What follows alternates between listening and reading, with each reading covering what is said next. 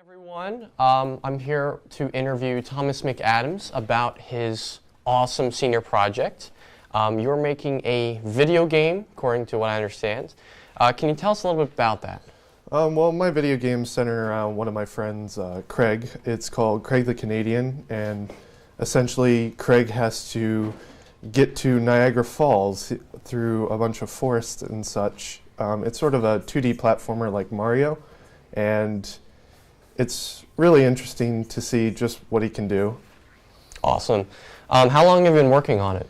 I originally started the project pretty much when the senior project papers came out for us to decide what to do. Nice. And what made you choose making a video game as something to do your senior project on? Well, video games always had a big impact on my life, so I figured to try it out myself. Since building a computer was sort of easy for me at this point, I figured maybe a video game instead. Right. What programs did you use to design it? The programs that I used were Photoshop and GameMaker, as well. Recently I've been diving into Pixel Edit to make my characters. Cool. Was there anything that surprised you about making a game? A lot of work. There was a lot of art that had to go in it as well as programming, and that surprised me. Mm-hmm. Have you run into any complications in trying to make it?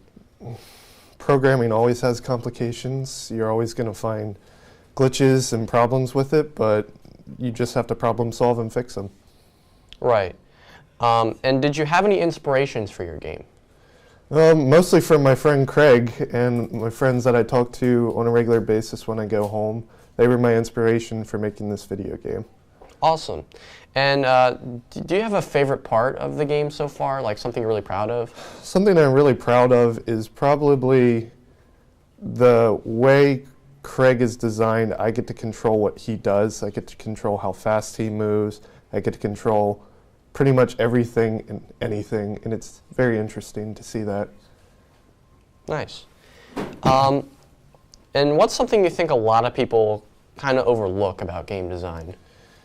The amount of effort you have to put into it. A lot of effort has to go into making a video game. It's not simply just plug and play. Yeah, definitely. What's the most frustrating thing so far about designing a game? Fixing the broken code.